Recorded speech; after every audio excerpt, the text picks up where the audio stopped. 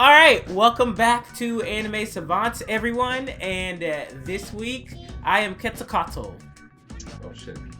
From Fate, the Fate Quetzalcoatl? No. No. the maid dragon, big titty. Oh, I mean, they all have okay, big titties. So it's true.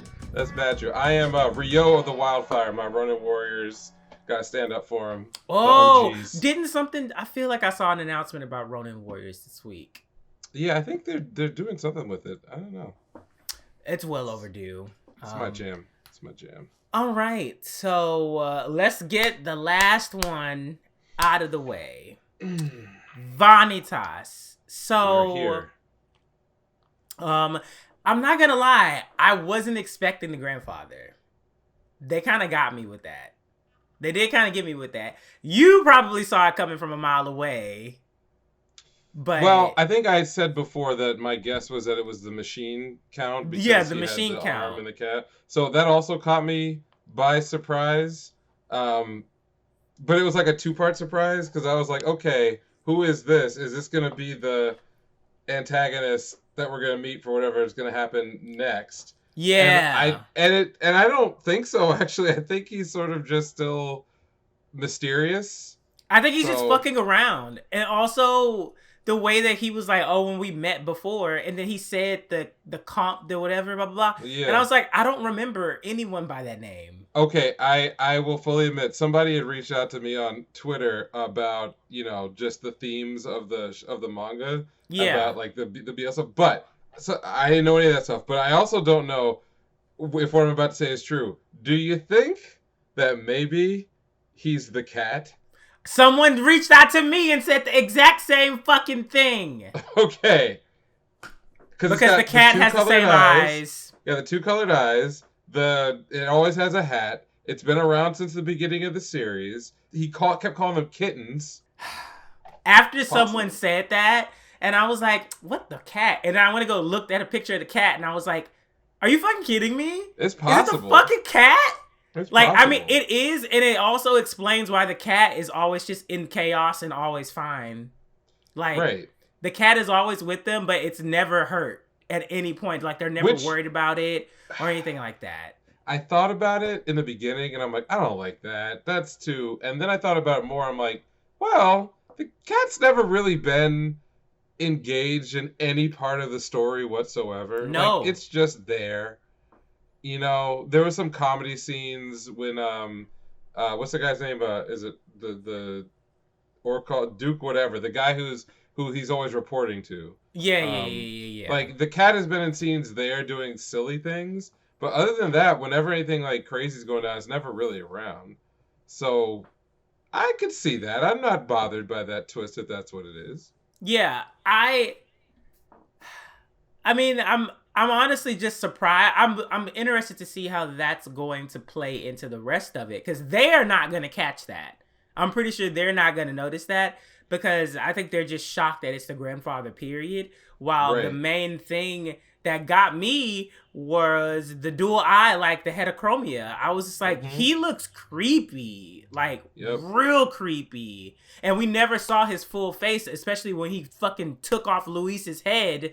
I was afraid that he was about to decapitate Misha. Right, that's like possible. Because he had his hand on his head. He had his hand like right there. I was like, bruh, if they decapitate another child, what are we doing? Like, why are you doing this? But he didn't do it.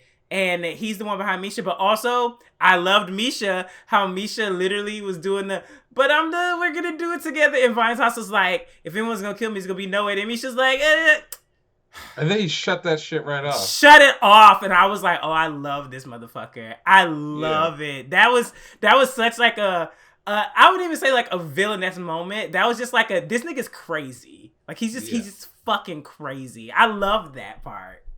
I mean, a character like that should be crazy. He was, abused in every way possible you can abuse a person and not kill them. And it's still being abused. Right, still being abused, still being manipulated. But it was good to see that this character had independent motivation just they're going in a different direction. Because he Because did remember, say he didn't care about the grandfather or some shit like yeah, that. he had Yeah. his own desires, and he wanted he wanted his brother on his side. Didn't get it. It's like, all right, I'm fucking off. I'm gonna go do whatever I want to do. But oh, by the way, here's a little info dump on the way out. So all things considered, that went about the direction I expected, with the difference being that that it was the grandfather Who who was the showed up and main. kind of and kind of ended the conflict. But Yeah. maybe we can go back to the beginning of the episode, because it starts with um, Noe and Vanitas finishing off their duel, even though it's Their really more like lovers quarrel. their lovers quarrel, their philosophical debate. Vanitas decides that he can't actually kill Noe for reasons that I mean, like, for the storyline it makes sense, but like, did he enunciate the actual reason he couldn't do it, or he would just overcome He was with just. emotion? I think it was the emotion, the fact that he actually cared about somebody and he wasn't able to like process it. So he was Right, just and then so his Misha said body. something like when he refused to do it, about how uh well, in their back and forth, but they were saying, "Oh, you were trying to know, you were getting you were trying to get Noe to drink my blood to trigger my rage mode that would try to execute him." How did he figure out that Noe wasn't trying to do that anymore? Was it just when he kind of gave himself up when they were in the end of the last episode before the big explosion? I Like, think it maybe I was he responded to something that Noe said like in right. midair Yeah. before, Okay. and then I think like when they were on the ground, he said something else, and that like fully snapped him back. Okay. So I there's some continuity there. There's Okay. continuity there, but it still didn't make sense because I was like, Noe, your power is memories, not projecting like I don't know No, whatever. you can't, like, it's not like talk Yeah, no jutsu telepathy. yeah, It's like I don't know where you got that shit, but okay, I'll right, take it. right. So we had that bit. Then Misha flips the fuck out and tries to get Domi to commit suicide, but then she kind of snaps herself out of it Yeah, by sort of kind of coming to terms with her split, sort of damaged personalities. We find out that she wasn't actually cursed.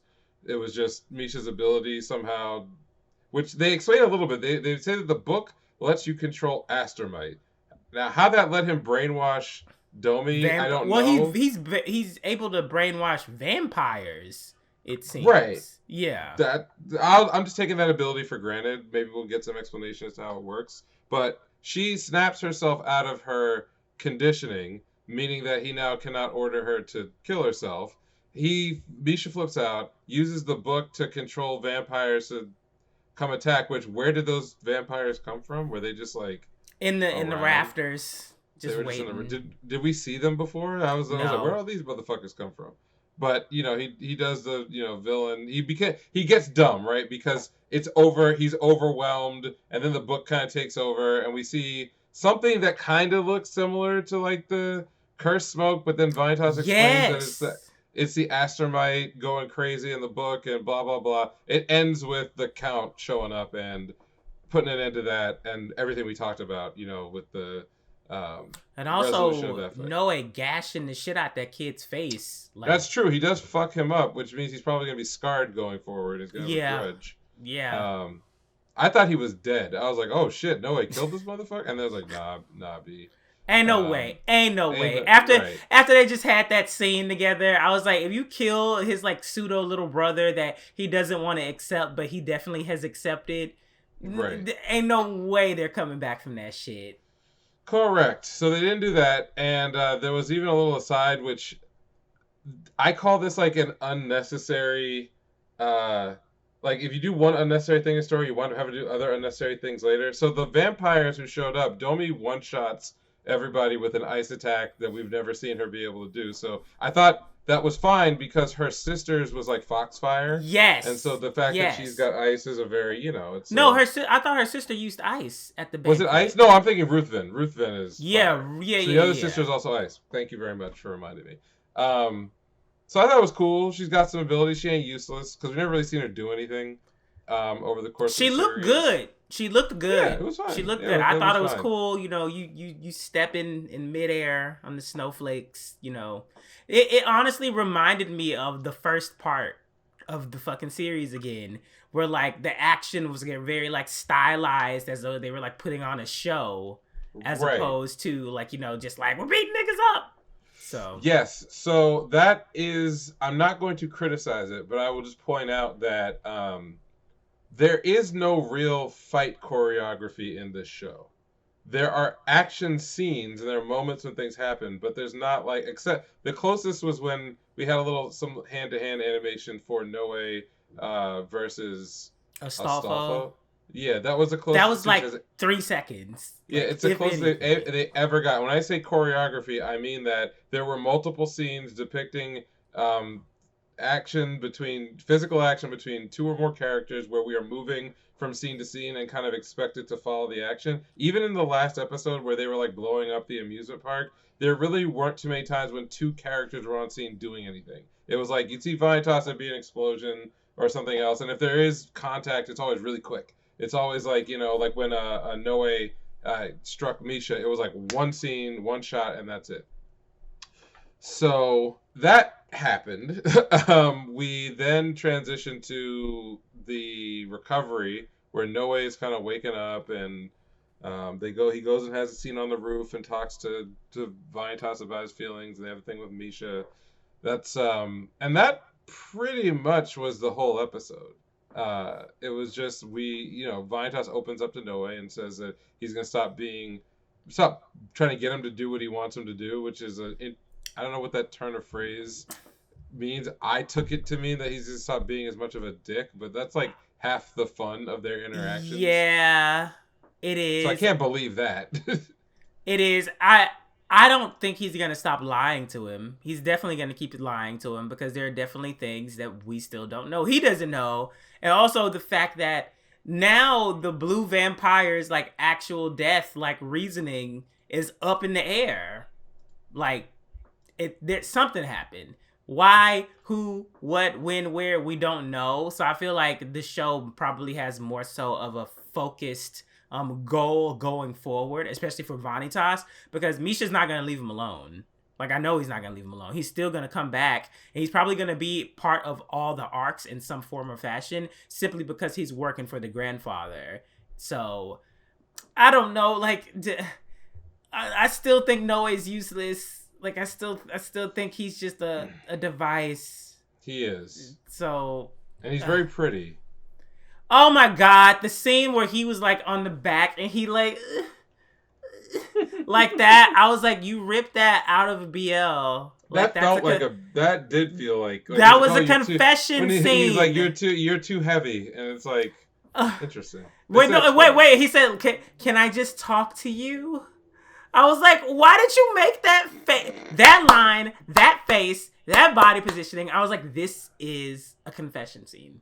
Like, listen, y'all were gonna get they were gonna get their laughs off at the very end, and then we had Weep Queen on Twitter basically like break it down about like the Vani and Noe ship, and I'm like, oh girl, ooh child. I was like, well, it is alive and well. So yeah, but that was they're just good friends. They're just good friends. I mean, yeah. I have no problem with that. Nothing at all. No, none at all. But I was just like, somebody was like, let's put a scene of Noe damn near crying, talking to Vanitas while hunched up on his back. He's always on the verge of tears. Clenching his fists. Talk to me.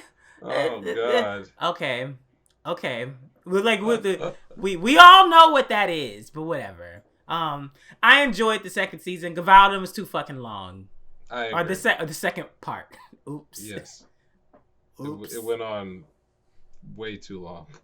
Yeah. It was like 6-7 episodes they could have done in a clean 3. It should have been 3 or 4 max. Yeah. Yeah. But, it is what it is. I also enjoyed this season. We didn't get as far along in the story as I thought we would. And I think that was because, that early part dragged a bit. Yeah. But I was getting back into it as we hit the latter half, and they were starting to do some interesting things, and we did learn a whole lot in like 2 episodes about, the blue vampire. Fuck was going on. Yeah, the blue vampire, like all that stuff. So, I mean, the end of the day, where would I grade it? I'd probably give it like a B, a nice solid B. Um, Yes.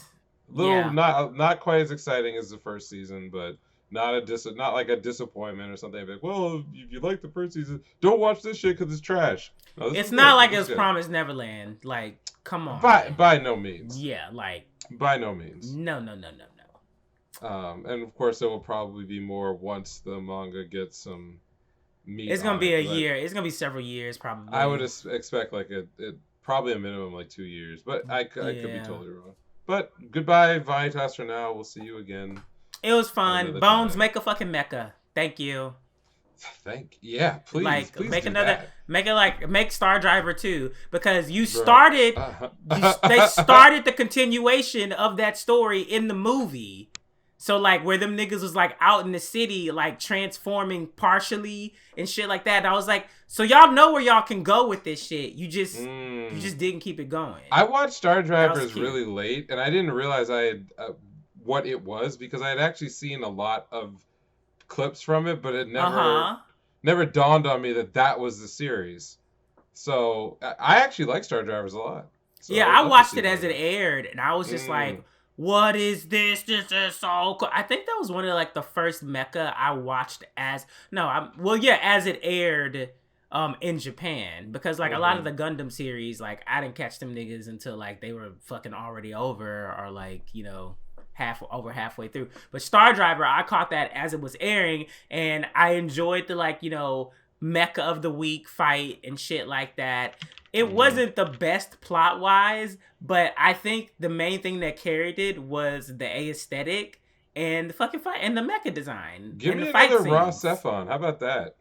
I still haven't That's watched that everything. shit. I still haven't watched that shit. Oh Oh, you haven't boy. seen that? I Oh still haven't man, seen it yet. it would be right up your alley because the entire plot is music driven. Like literally everything about it is about music.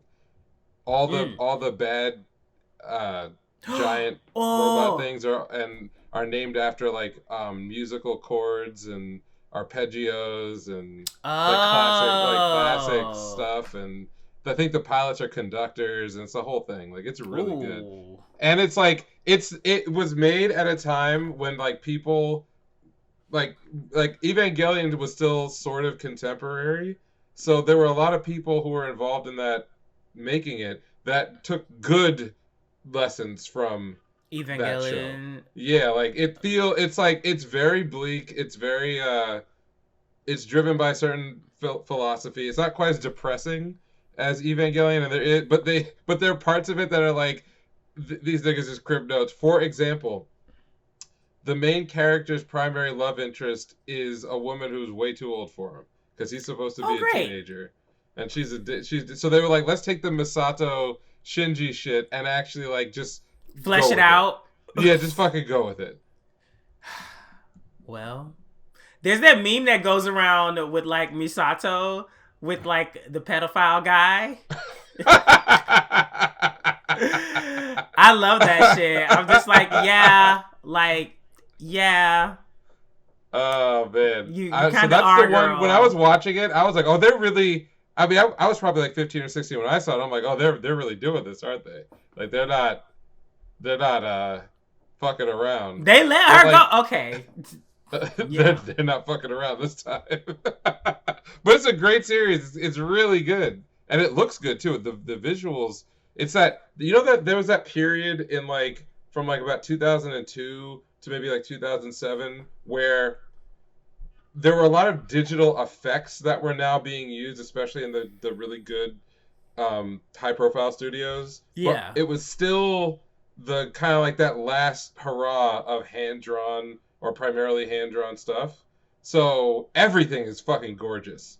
Like the cityscapes and the interiors of vessels and the mecha and the special effects. Like even the people all have this kind of like soft um, rounded edges to everything, but it still looks like it's for adults. And man, there's a particular episode. I think it's like episode 14 that like lives on to me as like one of the best episodes of anime I have ever seen. Oh So wow. yeah, I don't want to give anything away, but it's a very tragic episode. Oh Okay. It's great. I fully endorse taking time out of the way to see that series whenever you have it. All right. What else is there? Oh, I got Realist Hero is over. Mm-hmm. So, what did you think of it? Like the episode of the whole series I would say because just like the whole. I mean, because this kind of like brought everything to fucking together. Especially that last episode. I was like, what the fuck is going on? I was like, up, here it is. Here it is. Oh my god. yep. Y'all really did this. Y'all really So did this. The moment that the king started the story, I was like, time travel. It's time yeah. travel. It's time Yep. travel. Here we go. Yep. It's time Yep. travel. Okay. And he was like, when he said this time, I was like, what the fuck do you mean by this Yeah. time? You rotten motherfucker. Um, I think that this series, if I take the final episode of this season and put it together with everything else, I think this series shows what you can accomplish just with talking. If that's a Yeah. wild thing. Yeah. Like, there's so much in Realist Hero that revolves around you having to pay attention to what people were saying. It's not just like info dumps. It's a lot of debating and a lot of description of what and why things are happening. And most of the like the biggest moments of the series were things people said to somebody else being meaningful. You know, even when it comes down to like their legalese of the way the world works, like the idea that Soma pays attention and then is able to kind of get himself out of sticky situations diplomatically by talking to people. It pulls off that thing that usually annoys me in other more straightforward series where like the main character is perfect and they know everything and they've Ah. already thought of a solution to every problem. It just I never believe it because the character is fucking stupid. Whereas like this or they're telling you they're smart, but they're not doing anything that's like, oh, that is intelligent. Whereas in this series, Soma just listens and he clearly reads and he does a lot of paperwork and he pays attention to what's going on. And then when problems come up, he just fucks people over because he read the manual and they didn't. Yeah. When they did the refugee episode, he was like, become a citizen or leave. Yep. I was like, oh shit. Damn.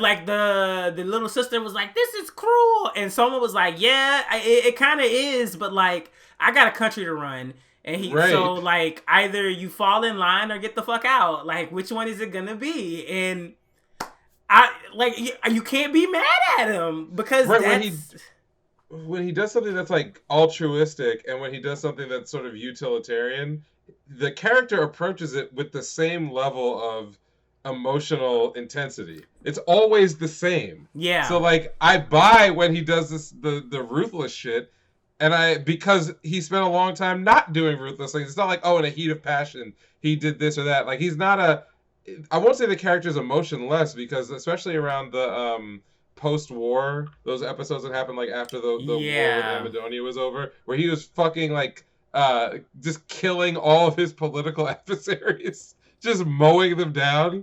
And it's like that scene where he's like, you know, on his knees in front of like the lion dude, the Duke, and it's like that was an emotional scene. The character was showing emotion, but everything he did was always like level-headed and yeah, flat. So yeah. I appreciated that. So it's a testament to, I think the writing, carrying the whole series because it wasn't like a big visual feast. It wasn't a lot of No, like it was not. amazing music or really much of No, anything. It was just that it was just solid. I would also it give was this one just a B. solid. Yeah, I Yeah, would also I give this would give it one a a B. B. I would honestly I would rewatch this shit with people. Yes, I would that's the crazy rewatch the part. shit out of this just so I could be like, oh yeah, man. Like that's what you It's do. weird. It's a weird Yeah. situation, but It I it's 100% agree with it's you. so engaging.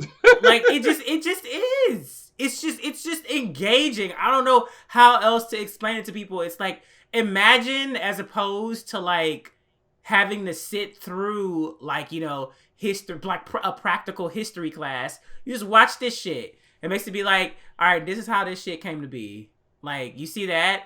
This got implemented in this time because niggas tried to do shit like this. And this is what happens when you let them get away with it. And this is how it was dealt. And this is like, okay, like, yeah, I mean, I still listen in history class in general, but like, if it were presented in this format, I'd basically be like, bitch, I can't wait to go to history. Like, are you kidding me? Like, that shit is so entertaining. And even the whole C-section shit, because I thought in my head, they were like, oh, the baby's coming out a weird way. And I was like, what, they about to do a C-section? And they were like, we're going to have to do a cesarean section. I was like, in medieval, like, magic whoop-de-doop? And I was like, are they going to teleport the baby out or some shit? And they were like, there's a 20% survival rate. I was like, oh my God. Like, well, now I'm in because I know you niggas gonna knock that shit up somehow. So how we about to do it? How you about to do it? Because I know y'all about to do it. And they did it. Right. They did it. Although I will say that the male doctor guy, like, had, like, next to no introduction beyond, like, people just talking about him. Yeah, like, it was like within 2 episodes, he's like, oh, this is a pretty important fucking character. Yeah, but, like, he didn't really have any interaction with Soma or the rest of the cast for us to, like, be introduced to, like, him. He just came in for the emergency, and, like, that was it. Right. But, yeah, I'm glad Poncho... So what was the sauce that they made? I don't know what the fuck that sauce was. I don't know either. Because I thought it was soy sauce, but then he said that soy sauce was part of the base. So I was like, so y'all already have soy sauce. So what is this? So it could have been like what's the there's the concentrated soy sauce, and then there's the one that's like soy plus a citrus. Is it mirin? Oh, ponzu. Ponzu. There we go. It could have been that. It could have been that, but it was thick though. I was like, I don't remember like a soy. Well, there's a sweeter one where I don't know. It's like you cook down soy sauce, so it's like so it coagulates a little bit or something. Yeah. Okay. I forget what it's called though. I've never had that before. Okay, that's interesting. Yeah. But yeah, I was like, damn, like what the fuck is that sauce? I was like, I want some. Like y'all are freaking out. I thought the episode where homegirl like put Soma under the fucking spell and got all his dirty secrets. I was like, wow, this is just like way to just like move in between topics, just like easily, flawlessly, all kind of stuff. And also for him to actually value because that was the one thing I was thinking about. I was like, yeah, you're building a harem, but like, do you actually care about anyone outside of Licia? And like, he actually did, and like appreciated them for not only what they brought to the nation, but like appreciated them as like individuals. So I was like, oh wow, oh well, good for you. I have no idea what they're gonna do with the babies and shit like that, but that'll be a future far flung arc or some shit like that. Who knows? We'll see. Yeah. Big problems. So yeah, altogether, I think that I enjoyed it, and I would also recommend it. And weirdly, so there's a dub that's been running simultaneous to it. I'm not saying I'm interested specifically in the dub itself. More, I'm just curious in a series that relies a lot on the talking and the exposition, if they invested there, cause if it's translating. And have like a good vocal performance, basically, because that's all that's going to carry it. A show like this. Yeah, because that's it. There are no idols or any. Well, there was one. The first few episodes there's the idol stuff, but that's about it. All right, what else finished? I finished Genius Prince, which is again like it's like the mirror of Realist Hero, both in terms of the tone and the depths that it gets to. I think the writing is a little. I mean, I enjoy it. It's very clear that there's a lot more to what's going on, and the conceit of the whole series is that every couple episodes, because there are mini arcs that usually last about 2 or 3 episodes, but every couple episodes you're sort of introduced to a noble villain of the week sort of situation where something comes and threatens the kingdom in some way. Wayne is either trying to get out of dealing with it altogether, or is masterminding something in order to fuck that person over, and it kind of delivers the same catharsis every time, right? The bad guy goes from just being sort of like a side character to some big mustache twirler, or a complete weirdo by Yeah. the middle, and then in the end, Wayne and the gang get the best of that person, and half the time they brutally murder them, and then the other half of the time they just completely fake them out, bluff them, embarrass them. So there's always that pleasant feeling of catharsis. The final act for this season was a little bit different, where their adversary was just someone who was just as sort of devious as Wayne was, but was also not Oh. inherently like an evil person, just someone with a very different philosophy and was also kind of crazy. And the way they dealt with it was like pretty.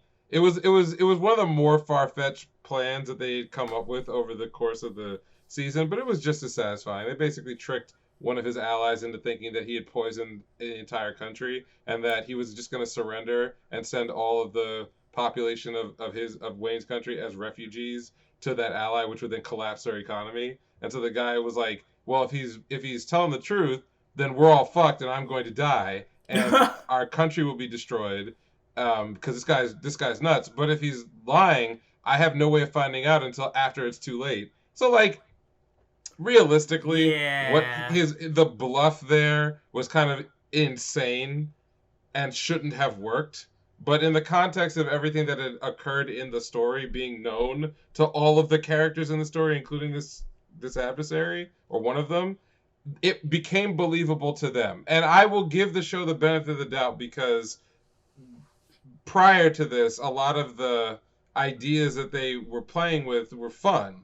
And this was like maybe not quite as fun, but I was like, okay, if you gotta end on like a 2-bit villain, it might as well be something ridiculous and over the top. Also, they avoided a harem situation, which I was Oh. like, golf Oh, clap to you, nice. golf clap for that one because I've seen enough of that. Like, Realist Hero's fine because they always like it's like the plane is headed for the ground where it's like that's a child, and then they just pull out, and I'm just like, oh, thank God, um, so I enjoyed it a lot as well. I think I would probably put it in the same, also the same grade as Realist Hero as well. There is a little bit of decent animation, and I think that as far as like excitement, it is definitely designed to be a more like dramatic an exciting show, even though the production is more or less at the same level. As yeah. There are a couple of VAs who are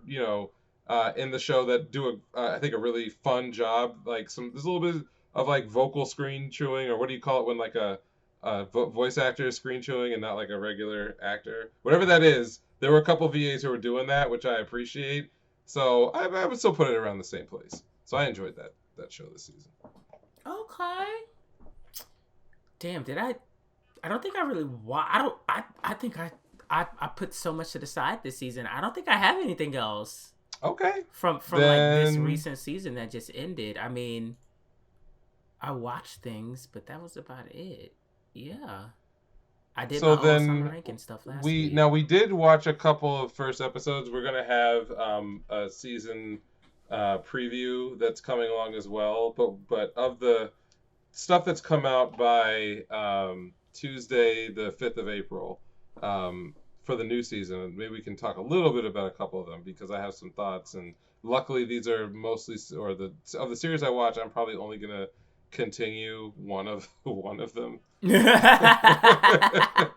But let's start with the one that. First of all, have we? What did you watch? I don't know if we watched the same stuff of the new things. All the only thing I watched was Aharon-san. Okay, That did it was stick it. out to you? So it like it wasn't bad, and I'm saying this because there are probably a shit ton of fans who are waiting to bite my fucking neck off about it. Y'all, I'm just like it wasn't that engaging of a first episode. Did it have its funny moments? Yes. Was it adorable and cute? Yes. The pacing just kind of really didn't like it just didn't hit for me. But it's the first episode, and I know that a lot of people love it, and like they like, you know, stand down for it or whatever, et cetera, et cetera. So I'm gonna give it another try. But based off of the first episode, I kind of was just like, okay, how many times are we gonna repeat this? Like, how many times are we gonna do the gag? Like, okay, I get it. And it wasn't meant to be like, you know, silly, like guffawing, laughing stuff. It was just, you know, like funny things. But I didn't really get a sense of like, okay, so what's the goal of the show? Or like, what is the central focus? Like, she's very soft spoken and like he finds a way to like understand her and like silly things happen. But there's a complete difference between that and let's say like Comey can't communicate, where like the whole focus is like getting Comey to like be comfortable in different situations and speaking. So like with that one, there's a forward moving like, oh yeah, she hit this goal, she hit that goal. With Ahar and San, it's kind of just like, okay, you both were kind of outcasts and now you're like really cool with each other. And I don't know, maybe it'll change once the supporting cast comes into it, which is very clear that it's about to happen next episode. But it was, I'm not recommending it yet. I'm not recommending it yet. I said yet, so don't hop on my shit, y'all, and be like, oh, you know, but this the start of the manga. Okay, but I didn't read it. I'm basing it off of just this. I'm basing it off of this. So I will see next week. But if it's not popping this week, then I'm gonna be like, that was cute. Maybe later, another time. What do you watch? So I watched 3 new series. I will start with the ones that I had the least feelings about, which was a Tomodachi Game. I know that this series has gotten a little bit of buzz just because some of the previews looked pretty heavy, and I don't know, like I didn't know anything really about it going in, other than it seemed like a kind of, if not a death game, sort of a you know, a trial type, you know, not a non-battle royale, but I don't know what you would want to call these, like a mystery drama with some shonen stuff thrown in. So I was willing to give it a shot. I will give the most basic overview, which is the main character, I think his name was Yuichi, is like your ultimate good guy. He's a high school student. His parents are, I assume they're dead. At least that's what I gleaned, or at least they're not around. His dad taught him to be like, that the only thing that mattered in life was money. His mom told him right before she died that the only thing that matters in life is friendship. Oh, so that's the theme that is, or the philosophies that are being tested in this series. And so I'm going to be honest. I got through about 12 minutes of this show, and then I turned it off. So everything I'm going to tell you is based on the first 12 minutes, and I welcome being told that I'm wrong, but I also want people who care that much to fuck right off. So the story of the first 12 minutes is Yuichi's fucking broke. He's doing odd jobs around town to make money to go on the school field trip, which costs 7,000 yen. I think 70,000 yen, which is $700 to go on this trip. People around him know that he doesn't really have a lot of money, but that he's working hard to pay for this trip. In fact, there's a scene where some random old guy is like, you've been working extra, you know, selling extra papers or other things to pay for this school trip. Man, that's expensive. Why is the school making y'all do that? And Yuichi is like, oh, well, you know, I wouldn't do it otherwise, but all my friends are going and I promised them that I would go, so I got to earn this money. So I'm like, all right, bet. You know, that ain't that much. Get to the school, you meet all his friends. It's every like school archetype you could possibly imagine. You know, it's like the class president, the super smart guy who's bad with talking to people, his homeboy who's like, you know, really attractive but is wealthy and doesn't care about money, and then like the quiet girl who is probably like in love with him, but he doesn't notice it and she doesn't notice it. I want to point out that the way the art style of this series is very more realistic than it is cartoony, which I got tricked because when I see something like that and I know that there's going to be like a setup for a kind of like penalty game or death game, you're doing this so that I am now like gonna be ultra squeamish when someone gets their arm chopped off or like whatever, because it's Yeah. done in a realistic way. But they are talking in class, and everyone finds out that the money they collected for the school trip, which amounted to 2 million yen, was mysteriously stolen right after everybody had given their money, so now they can't go on the school trip. Boo hoo, oh, so sad.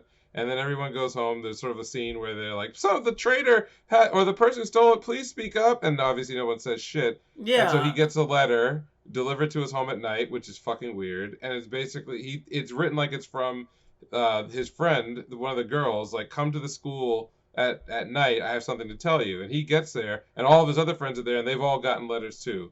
And it's clearly a setup. And then he is very quickly ambushed from behind, tasered. He sees like his friends also getting attacked and kidnapped, and then he passes out. He wakes up in an all white room with Oh, with great. his friends there. So now I'm like, we're doing Squid Game now, because it's like, oh, you kidnap one Battle of the game in 5 seconds. except like it's Battle Game 5 seconds. There was clearly from the beginning some like supernatural elements, right? Yeah. Like the fact that the first guy he runs into is like a superpowered Frankenstein creation that can't die. It's like taking all this damage. Like we're already in a world of like shonen action that doesn't make any sense. There's some magic here. This is trying to be more grounded because he is assaulted by a person, and they show a taser tasing him. And then when they wake up, they're in a room, but it's not like they teleported there, theoretically.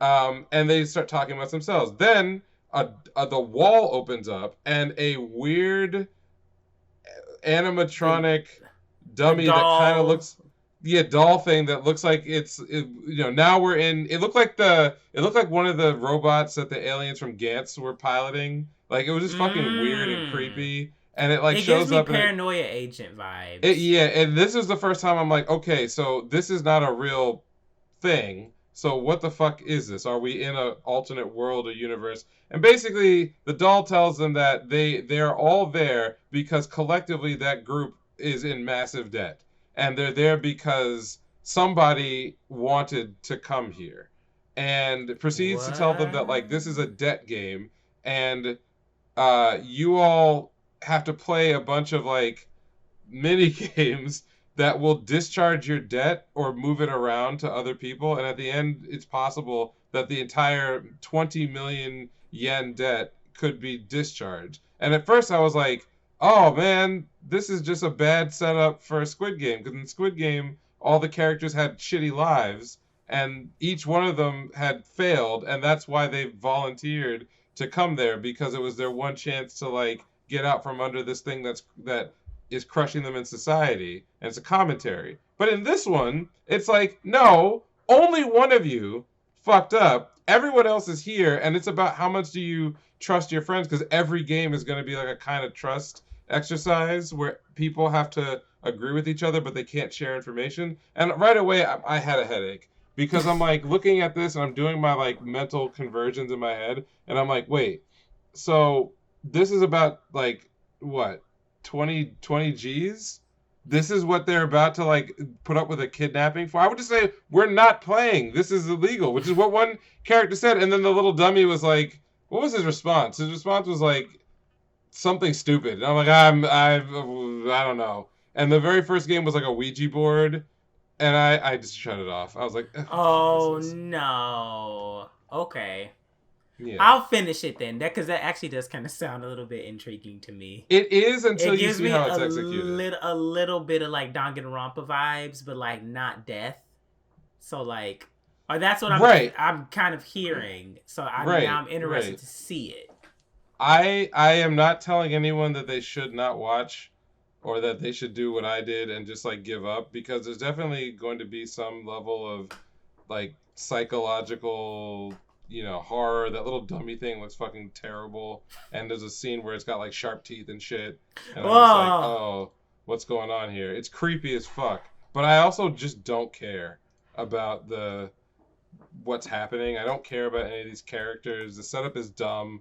Imagine like putting up with it. Like, I owe more money for like my student loans. I don't give a fuck. No one's gonna like kidnap you. You could discharge 20 Gs. I'll get that by working. Like, just relax, chill out. So I was a lot to say about a show I watched half of, so maybe that's a good sign or not. I probably ain't going back, but maybe Jordan can like talk me into it. Maybe. Yeah. I don't know. What else did you watch? I watched Black Rock Shooter episode 1 that's currently airing on Disney Plus. I'm just full of questions. I don't know why you did that because the original Black Rock Shooter wasn't that great either. So it's just action. Right. My memory is that Black Rock Shooter was like 15 minutes and it was like all stylized action and like a black and white and blue color palette. And what people really liked about it was like the lollies with like no clothes on. The transforming like weapons. Yeah. With like transforming weapons, and there was some pretty cool effects. And it seemed like the kind of thing that would go to an animation festival, which might be where it came from. I don't remember. Was it an ONA or was it an OVA? I don't remember. But there wasn't a story. There wasn't a story, so that's why I immediately was just like, y'all gonna put it to, because they've tried to do this before, where they've tried to put a story to it, and it was just bad. That was an OVA, right? That was like a 45-minute OVA. I think so. Yeah. So I was never. I've heard people list Black Rock Shooter as one of the things that they were like, really excited about. Not before this got announced, like, oh, the Black Rock Shooter. Oh man, you seen Black Rock Shooter? I'm like, I guess. The characters look like the kind of thing that now get printed on those like body pillows. Hypebeast sweaters, where it's like. Or the main characters of the Ahegao clothing. Yeah, right. It's like that's what it looked like to me. So I'm like, okay. Then Disney Plus they optioned it and announced a co-production, and in my head I'm like, this is very much out of character for Disney. For Disney, the clothing alone. So I was full of questions going into this, like what and why and how. And I can report to you that the story that they've added to this doesn't. It might as well have no story, because the story they do have doesn't make any sense. The visuals not surprised at all. Interesting. They're not necessarily bad. It's mostly that CGI with some hand drawn bits here and there. Like there was a good scene of like it's to sound dumb, but like of an arm and a hand that was like a close up that was hand drawn. I was like, oh, that's a pretty cool like style you got going there. And the action, it starts with action, like, in a way that I think the directors were like, we gotta show them the cool Black Rock Shooter stuff before we get into the weird gobbledygook storyline that we're putting in. But the problem I had was, like, the action was weightless and I didn't know what mattered. So, because we see two of these, like, characters, these girls. Just going at it. Well, they're fighting robots, and I don't know the context for why they're fighting robots or why I should care. Why are they fighting robots? They're supposed to be fighting each other. What are you doing? No, just wait. So the story that they have grafted onto this is a typical, post-apocalyptic Earth scenario where robots that were designed to do like construction became sentient, and immediately I'm like, oh, this is. Yeah, I'm like, this is Vivi, this is Nier Automata, like, okay. The main character, Empress, we don't even really meet her until like 5 or 10 minutes in. Well, no, it's about 5 minutes in.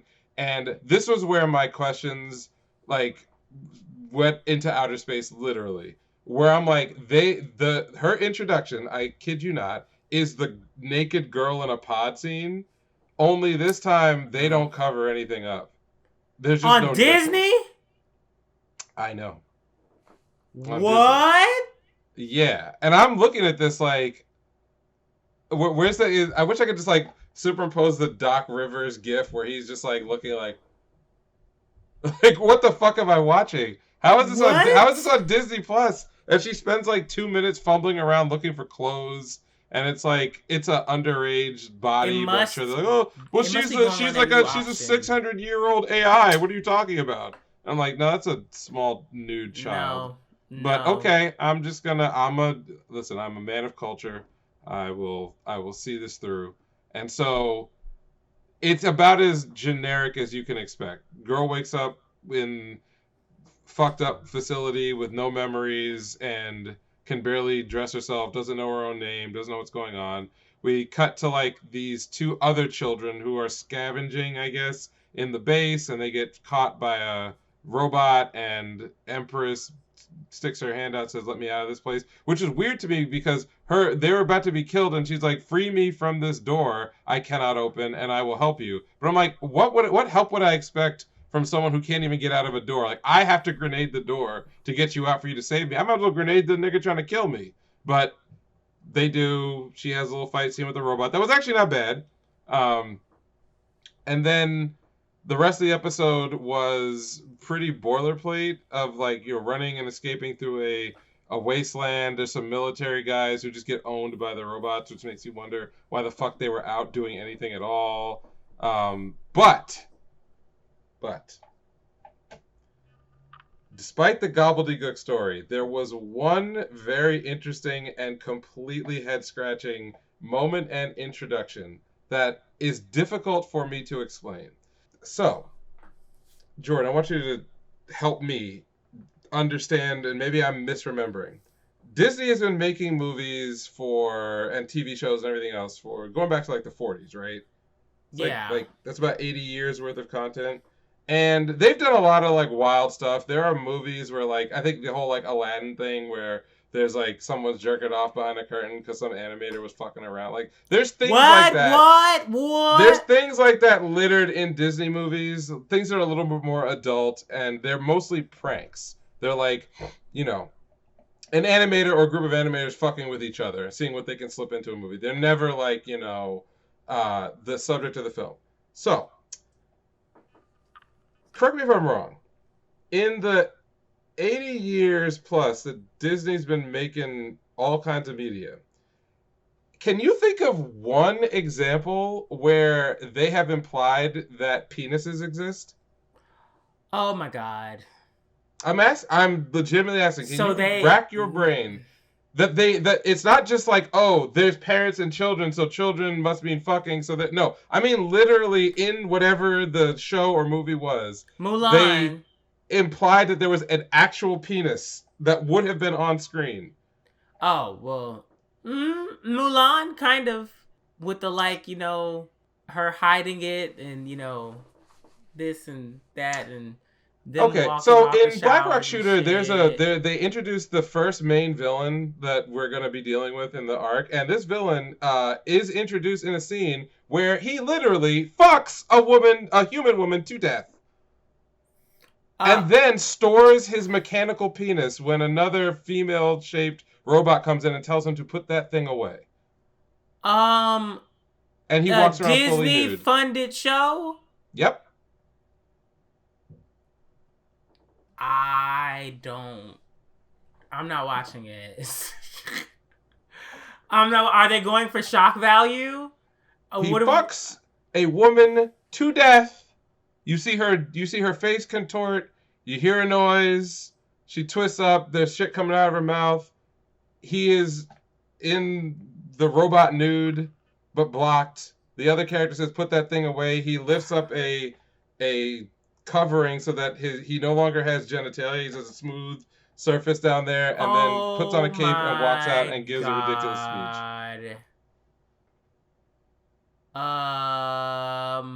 I don't even know what to think about that. And before you say, well, okay, this series is kind of fucking wild, but at the very least, it's just an anime. It doesn't have the words Disney anywhere. Nope, because in the opening credits, on screen, on multiple occasions, it says co-production partner Disney Plus. So Disney, and I'm proud of them. I'm proud of them for this. Disney has put their name on a series with a sexual assault into a rape murder within the first 15 minutes. And you know what? I'm just gonna call that growth. That's growth. You know, we've come a long way. Well, you know, didn't they make a new section on the Disney Plus site for like adults? Well, there's gonna be R-rated movies on Disney Plus. I'm just saying that if you had asked or told me a year ago that Disney Plus was gonna go into anime co-production, they were going to choose Black Rock Shooter as one of their first 3 original series that they put their money behind, and that series was going to, within the first episode, have fully naked children and a woman getting raped to death by a robot with a mechanical penis, I wouldn't have put money on that. I wouldn't have, but you know, this is the world we live in, and you know what? I'm here for it. So I wasn't I. going to watch another episode, but the sheer insanity of the last Oh five my minutes, god. I have to know how far they're willing to go. I just have to If know. this This was the is first episode, now even I'm kind of just like, well, what are yeah, y'all gonna try to get away with? yeah. He folded the okay. Yes, he like moved a cover up, like literally, so you don't see anything retract into his body, but the implication is that he had a schlong and he pulled it back in and then put a flesh covered like mechanical plate over it, so that he and you know as far as like I don't want to spend more time on the series because it doesn't deserve more, but I will just say No. in general, if you're gonna have a show that is as weird and full of gobbledygook as Black Rock Shooter, you have to take a lot of elements way over the top to cover up for the fact that there's nothing really underneath it. So you need ridiculous villains and costume designs and over the top everything. You got to amp enough of it up to 11 so that the audience doesn't start to ask questions about what the fuck is going on. Because the moment you start asking questions like that, the whole thing will fall apart. Like, guaranteed. It already started falling apart in the first episode. So, this villain, minus that scene, did have a pretty, like, wild and wacky introduction to what his motivation was, because he's clearly an AI and who runs a part of the world. He has control over it, and his mantra for all the AI underneath him is that that to become human in the parody way that he believes humans are is the highest form of evolution. So all of his, unlike like the clearly robotic alien looking designs that are sort of mass produced, all the things that work for him are facsimiles, twisted facsimiles of human beings. So I'm cool with exploring what that can do for this story because that's wacky and over the top. I wasn't expecting a full-on rape scene. I just wasn't. Uh, I wasn't. well, I didn't sign up for that. But I need to know. My curiosity has been piqued, well, but not maybe for that good was part of reasons. the marketing plan. That Cause wasn't in no fucking marketing operations. I'll tell you right the fuck now. Like, Disney Plus, fantastic. I guess. well, was not expecting that. What else did you watch? Okay, so so those are the two that I'm like not they're not good, but at least one of them piqued my curiosity.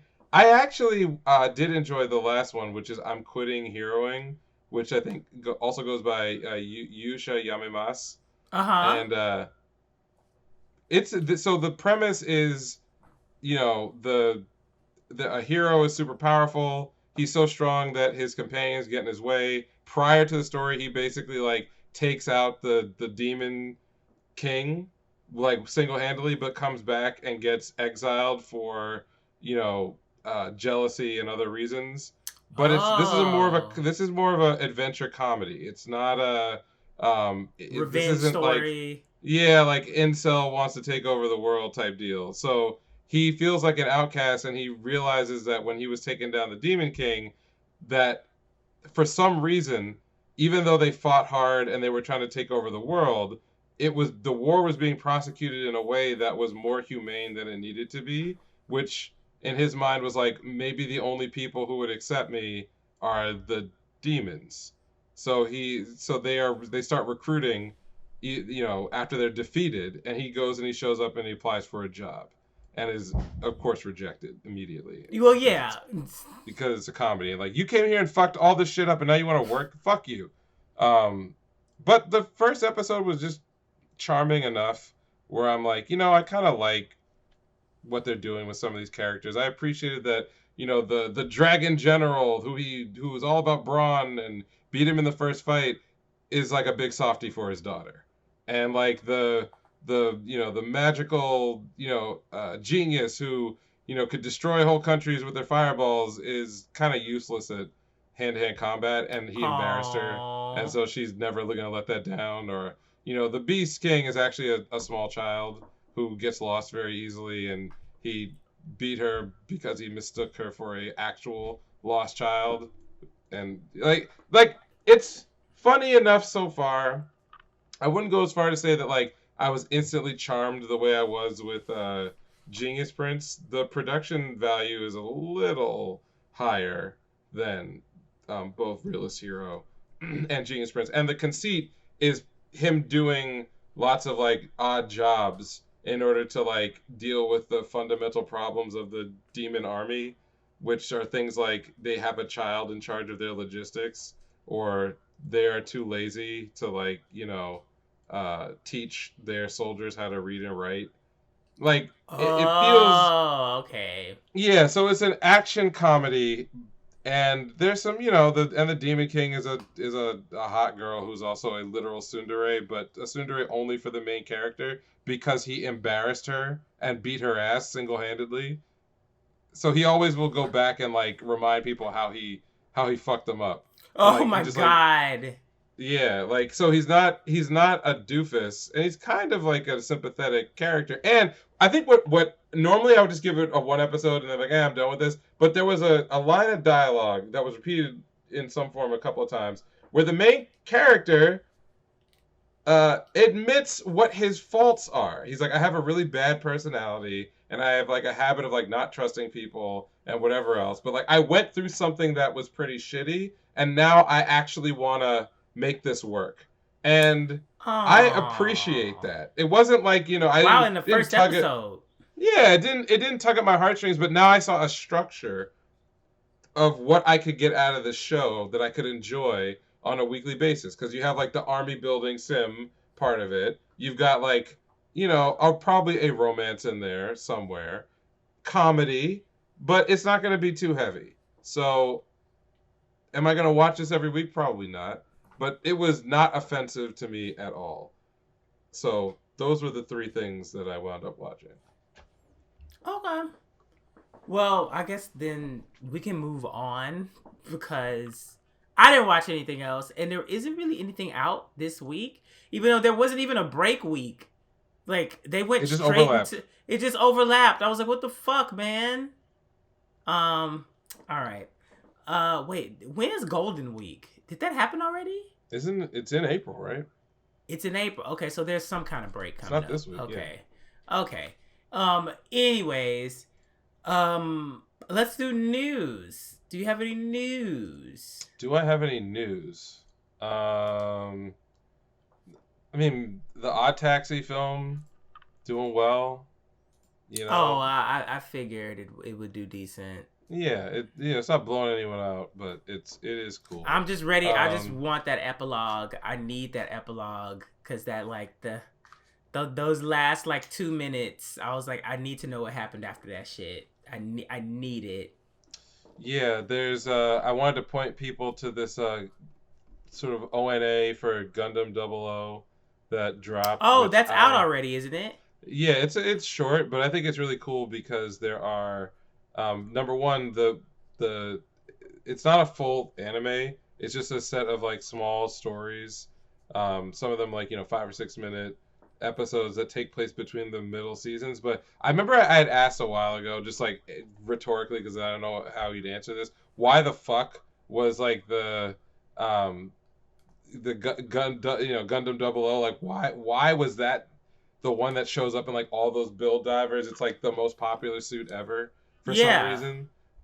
Was it is it Exia? I don't the remember. Gundam. Yeah, Whatever the Exia. Yeah, yeah, yeah, yeah. like for some reason like this is the one that became like the flagship Gundam for the last like 12 Really? years. Is it really that popular though? Because it's like it's been the hero suit in multiple build fighters. Yeah. And apparently it's one of the best-selling Gundam kits ever. And I love Double O. Oh. I love Double O. Like, do not get me wrong. Like, if I point to people, like sometimes people don't like to go watch like the old shit because like they're not gonna go back and rewatch Gundam Wing, even though I think it's more interesting on a now than maybe back in the day when it was everywhere.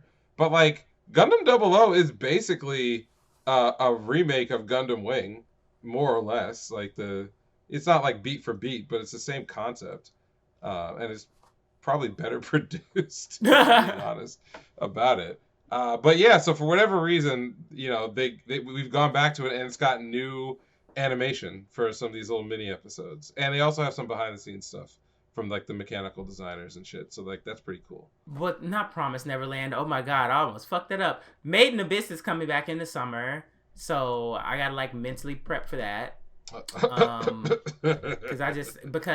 the promo doesn't show, the promo visual for that does not show any of the main characters. It shows like completely different people. So I don't know what the fuck's going on. I haven't watched the movie yet. Every time I get ready to watch a movie, I'm like, are you ready to like feel crazy for the rest of the day? Because just put it on.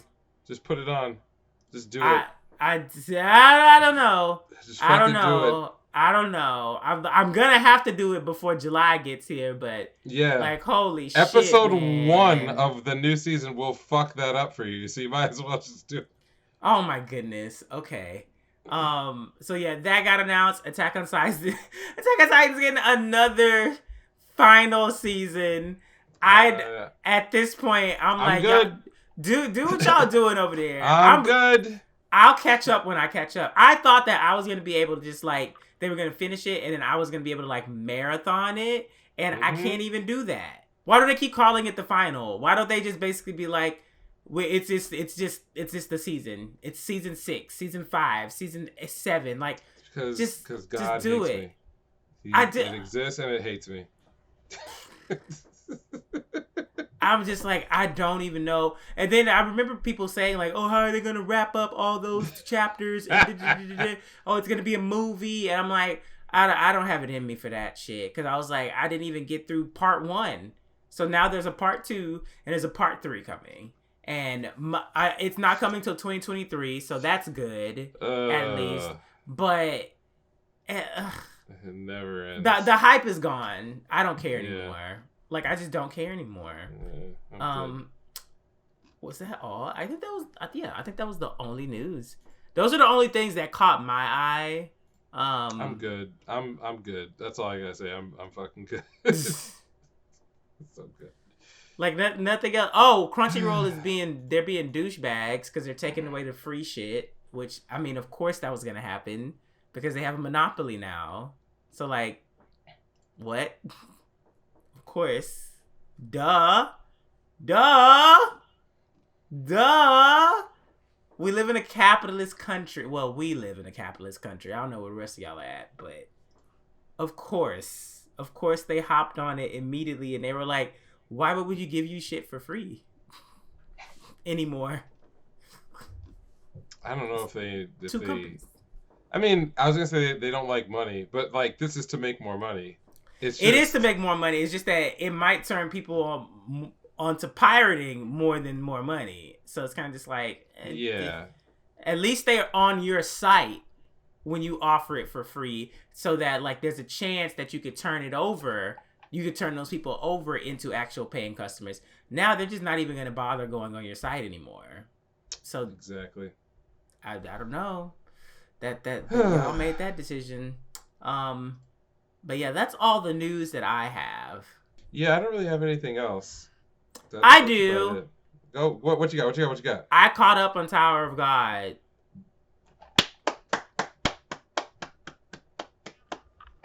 My whole weekend, I just didn't move. I literally just was like at this computer, and I was just like, you gotta be fucking just scrolling. I was just like, what? Wait, who are you? And then wait, okay, now we going back to ancient times. And like, okay, so Sealed, okay, you got out, oh, y'all are lovers. Oh wait, you went over there. Give him the wave. Calavan is like give him the wave. Almost like a semi-second main character now. I'm like, why does he keep getting so many chapters? Like, what the fuck are you doing? My man sealed his arm and was like, bro, we going at it. The shit were white. Come on now. That whole, not even, wait, which white? Which fight? Right, the the right, bomb fight or the the bomb collarbone fight, not the one after. Oh, the bomb fight. I legit was just like, I don't know what. First of all, the Nest arc is, you were not lying. It is so bloody. It's so bloody. The fact that those two girls, get him out of here. Get him out of here. White was like, I'm not on nobody's side, bitch. Yep. Give me, whatever. Give me that mat. I'm like, yeah. So she's dead. No one knows that he did that. No, of course, no one knows that he did that. And I distinctly remember you saying, you were like, Bomb doesn't know that White killed a croptopore and Prince. Know nothing about it. He didn't know. Moment. And then that moment, and it Bomb's eyes, like the close he's up. Like, I'm not going. He's like, I'm not going. I loved Arya. I actually really liked her gimmick, her power, and the time thing, but how it was limited to like certain shit. And I was like, see, this is. Yes, I liked her personality. I loved everything. I was like, honestly, girl, like your goals. I hope you join the team. Head gone. I was like, what? Yes. What? What? I was just like, wait, you just spent like what? But then he brought it back. He brought it back, and then it also made sense that she still had her shit because her soul wasn't eaten by Homeboy yet, and her power still basically was the reason why she basically was able to put her shit back together when Bomb did whatever the fuck he was doing. So like, he cannot revive people. It's just that like in this instance, her shit got boosted way more than it should have been, and she was able to do about Tower of God, especially what they've done in the the last couple of arcs, but specifically the Nest, is that so prior to that, the fight itself was bringing together all of these characters, all of these, plot threads that had been set up for literally years before. It was the Tower of God equivalent of like the what do you call it? Like the big fight in One Piece, Marineford. Oh, Marineford, yeah, Marineford. Yeah, right. Like it was the equivalent of that. Everybody's coming in, and we're gonna like combine all these stories. But then when they actually get into the cat game. Like because we're still doing it. We're still going to floors. We still have challenges, or we're still doing games with rules. Still doing games, yeah. Right. Oh, still games.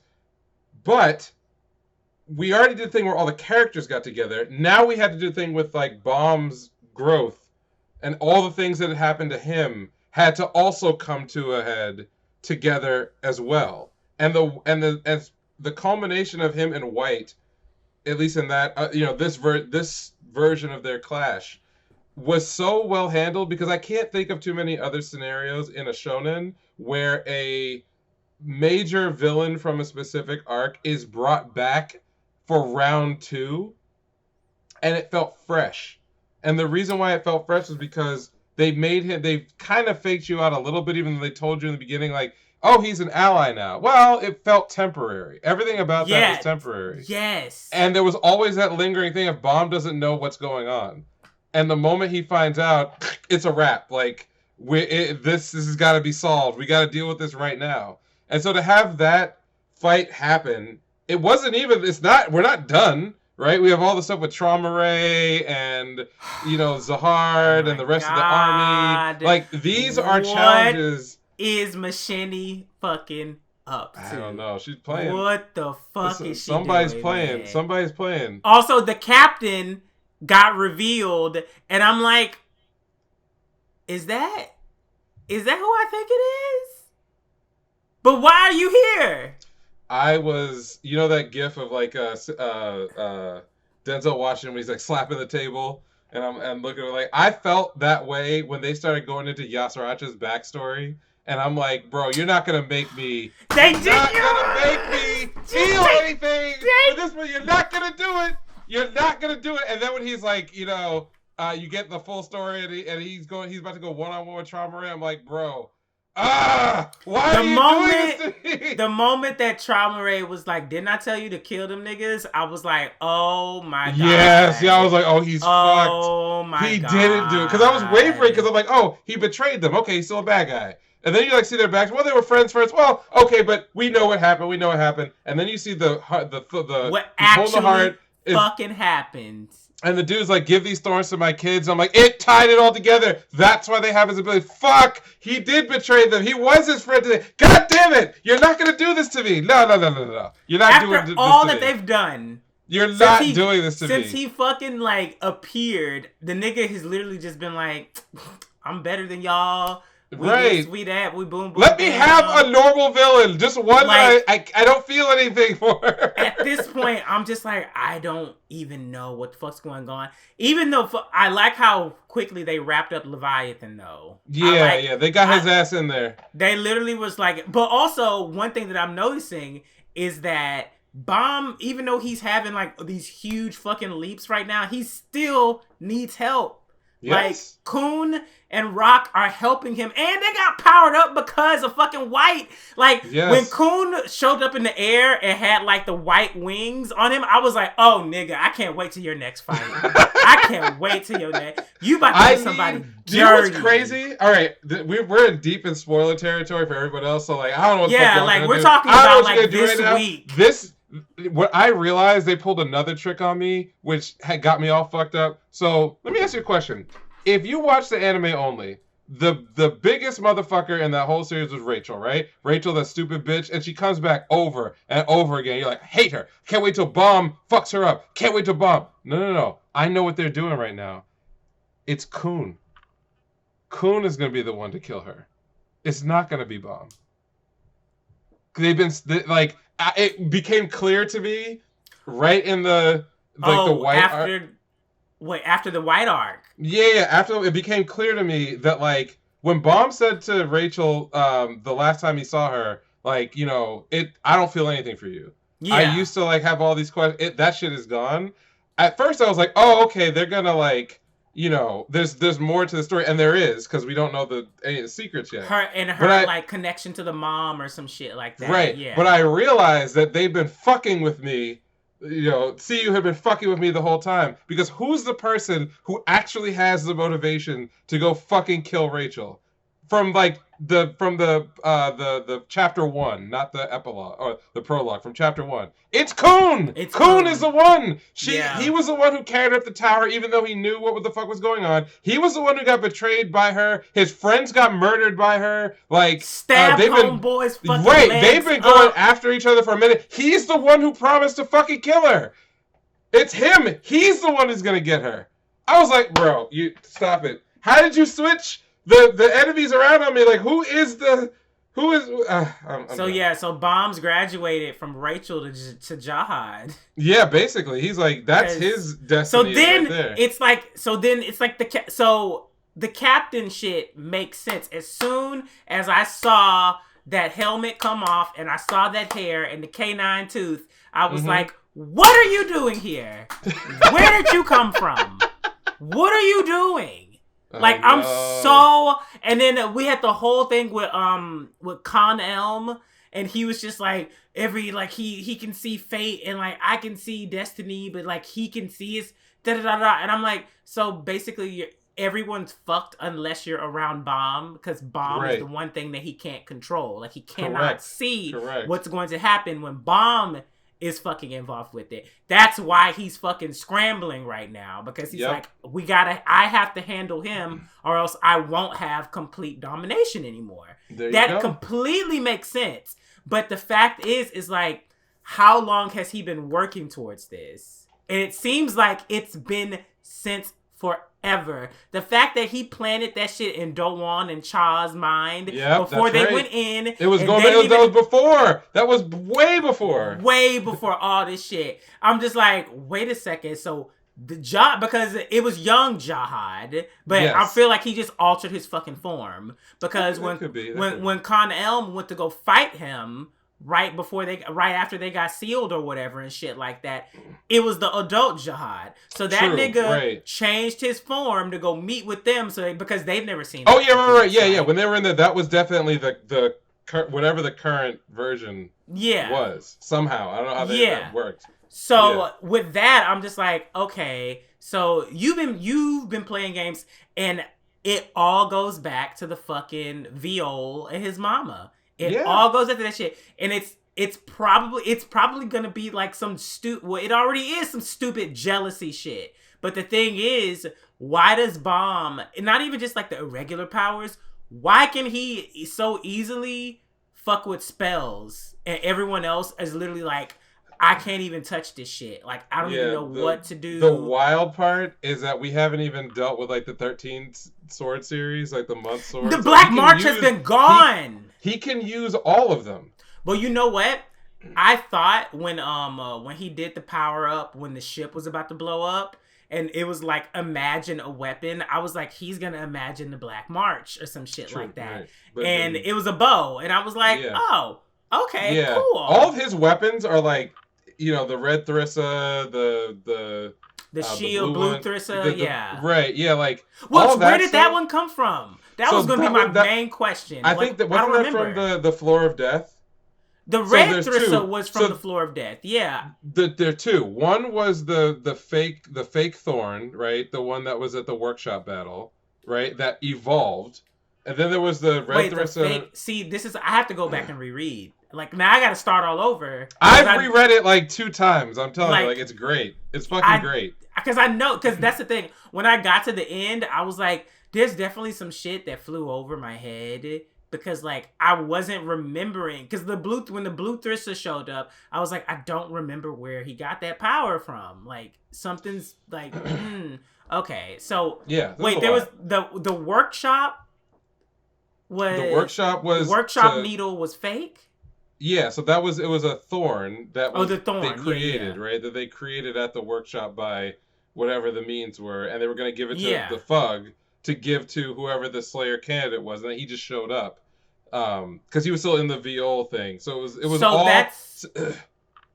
Whole thing, that whole arc was a plot to basically destroy. First, it was set up to give Fug the needle, but then we find out by the end that they were going to basically boil him down into his essence and combine it and do whatever the fuck else they were going to do. But he walks out of there with the thorn, but it's not complete. It's not like, you know, it was shut off and he didn't really know how to use all of it, whatever else.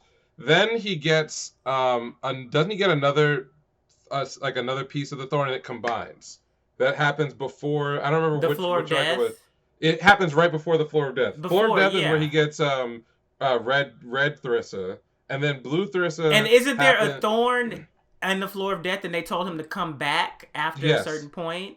That's correct. Okay. So like I'm probably missing the point also where he got the blue one, but it was definitely before the dog stuff. Yeah, it was before the dog stuff. Yeah, I remember that. Because usually I think they like, he gets a power and it marinates for like an arc or two and then it pops up. Except for Leviathan, that shit was just like... He got that right away. He's like, oh, I'm going to use some of this. When that motherfucker said, it feels like there's infinite space inside of this kid, I'm like, I'm done. My mind is out of here. The way, especially after the way that Leviathan was like, I run all this shit in the tower. He was talking all the shit. I like all the beasts and the beings. I'm this trauma. He can't even fucking control my ass. Like, blah, Bam blah, just blah, ate him. blah. He ate him up. He's like, get in here, nigga, he was like, get inside. But then that was a whole other thing where I'm like, y'all, there's something else coming with like the supporting cast. Because we haven't gotten like Rock shit. Because Rock just been throwing that fucking like spear. That like specialty spear or whatever. But I'm like, can we get back to how he has that primal fucking earth power? Like... I kind of need more of that. The shit with Ivankel and Thank you. I was about to say we cannot get out of this conversation without talking about Ivankel's feats in the Nest arc. From starting from when they have to break in to her tanking a fucking rancor sniper shot to the face, like, and then going 1-on-1 with a Jihad commander to like Ivankel is getting so much. Yeah. And it's not enough. I feel like it's not. Well, actually, Ivankel, they did have a moment where they were like, ooh, if we fight that one, Yeah, might they not. they they they temporarily like put her down, and then she just got right the fuck back up. Well, wait, so McCall, who did she lost to? The spider bitch though, right? Well, she The got spider hit and knocked mom. out, and then came back. So she's back now, Yeah, but like the yeah, Spider Woman not okay, yeah. Okay. Yeah, I did Hansung, like it's just like he's right there, he's watching Trauma Ray and all that kind of shit. yeah. When Trauma showed Caliban is up, they're right like, there if you look, also. they said if you look him in the face, you will die. I was like, bro, this is the man.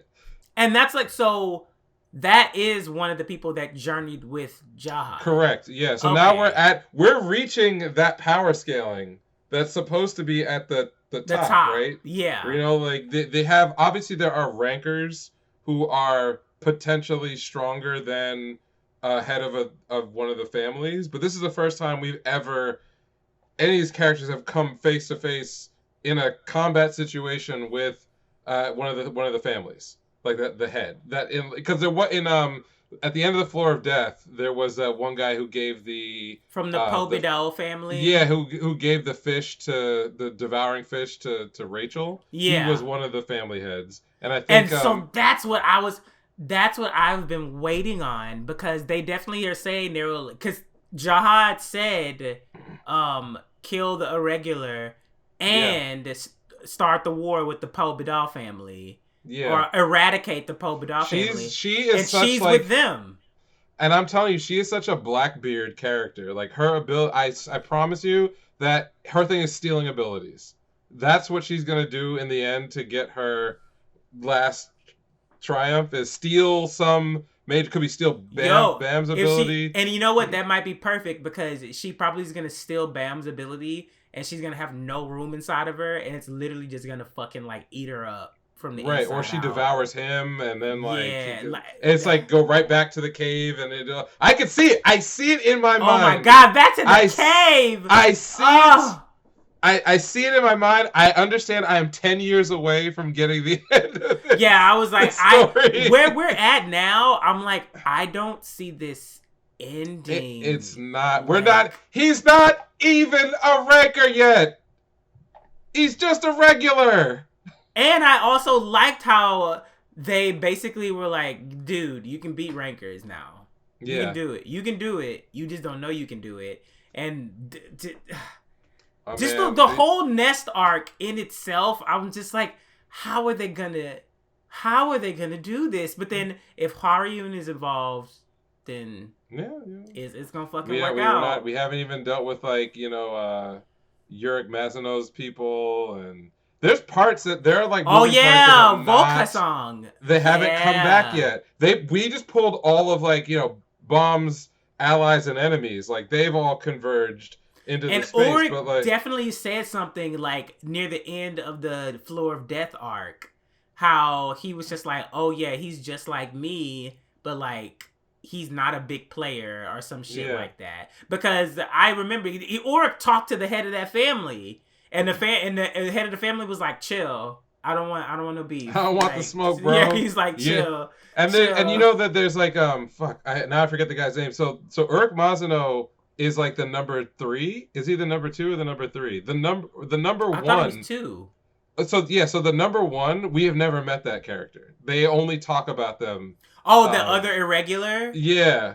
Oh, I forgot that one's name. Yeah, we've never met them. I remember like 6 months ago. I was like rereading, and I'm like, wait, what? Who? And I went on the wiki. There's no picture. There's no nothing. It's just like, oh yeah, he came, he fucked all this shit up, and then he left.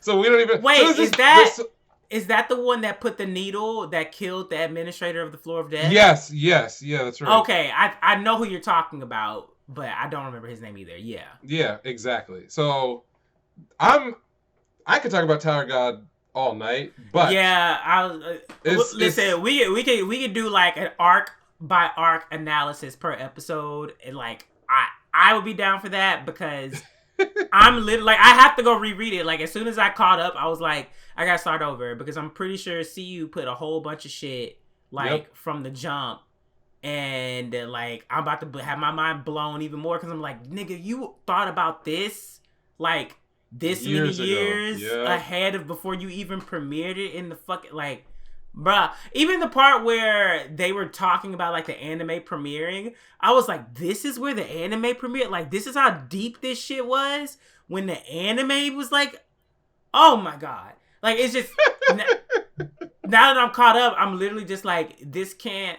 It has to be like Amazon or like Disney. Or right. Somebody has to do it right. That has like unlimited money to just like throw at this shit and say, y'all are going to get all of it, but it's going to take time. And for it to maintain the quality, it's going to take a lot of money. Like, at that point, I'll be like, dude, do what you got to do. As long as you do it right. Bring back homeboy who did the OST. Bring his ass back. Kevin Pinkin. Bring him back. Yeah. Bring him back. Go ahead. We can do the same aesthetic that Crunchyroll did. Bring it all back and just keep it going. And I know people are probably going to be like, this takes too long to get somewhere. And it's just like, listen, all I got to tell you is that it's going to be one of the most worthwhile experience. Like, I literally was just over here just like yelping like, huh? What? Bitch. Like, and Rachel has not even shown back up yet. Like, I kept waiting for a moment when they showed off the new not the commanders, but the squadron leaders for the new 4th after they killed Collivan's whole fucking and like them niggas. He was just, oh my god! And then when they I was like, you're not gonna make me root for Caliban. You're not gonna do that. You will not do that. And then they did. I'm like, God damn. I really wanted them when he was like, yeah, I want to join you guys so I can go kill this nigga. I really wanted them to be like, nigga, no. Like, are you the reason we doing this shit? Yes, I know. You're the reason we're here. You're not going to make me root for this guy. They did it twice in the same arc. Yeah. It annoys me. It annoys me so much. Listen, I can't lie. When he fucking popped his fucking arm off and just like made it out of the power, I was like, oh, I was like, Phil. I was so upset. I was beside myself with like, you bastard, you did it. You did it again. Well, I can already see where his power-ups are going, because when Homeboy hit him with that other attack and he was like, hey, actually, you kind of fucking awakened something else in me, and now his legs have the power. And I'm like, bruh, oh my god. So are you about to be like some kind of this like pure elemental fucking energy by the time we get to the like final fucking just fight warfare or some shit and like violence. That? That's all he is.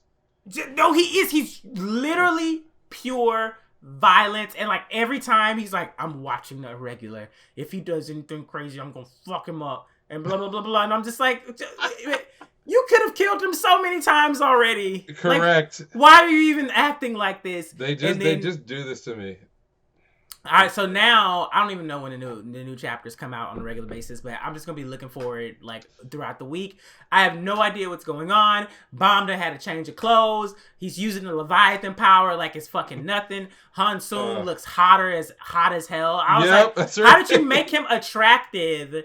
But he's supposed to be the oldest person, whatever. He looked great. I'm like, and then I cannot wait for Bomb and Caliban to have that fight, because it's gotta happen.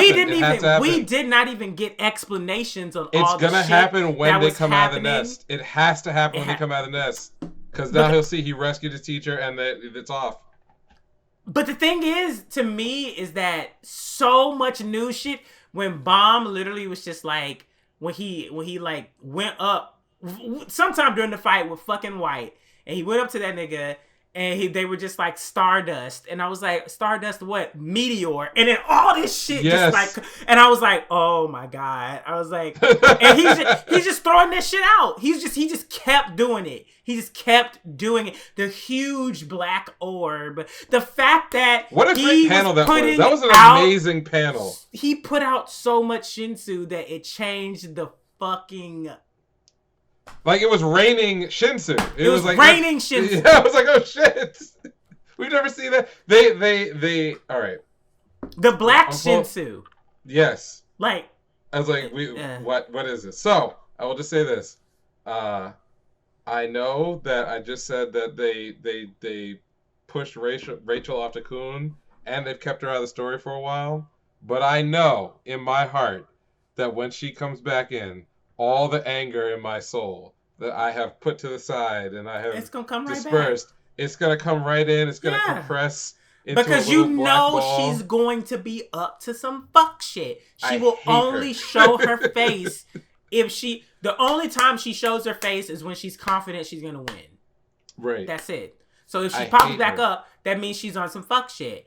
And at this point, I like even with Coon and the whatchamacallit, what's that? Not the Ha family, the Fire family, whatever that Oh flame yeah. is, because so now Coon, who's from a completely different family, has one of like the original flames of a completely different family inside of him. And the guy that originally had it is just like chilling on that floor. Like he don't even give a fuck about it. And the flame is like, I'm gonna kill you from the inside out. Like you are not gonna be able to handle me. So now I'm thinking, well, now you just gotta power up. So like my man is fucking OG Todoroki.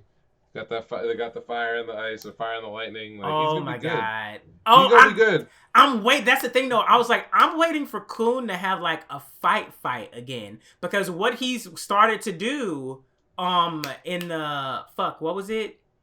The bubble game with the fish or before that? No. When he popped the virtual out. world. Yes, when he trained with his ancestors. Yes. Yeah. When he was starting to do there, I was like, nah, nigga, you can actually put some shit. You can do some shit. Like you can do more than just like supporting. But then I also liked how he actually is supporting beyond just like giving orders and shit now. Like he actually has something to bring to the battle, and how like Rock has the Rock power and shit like that, and then the whole K9 shit and Doom and like Paul and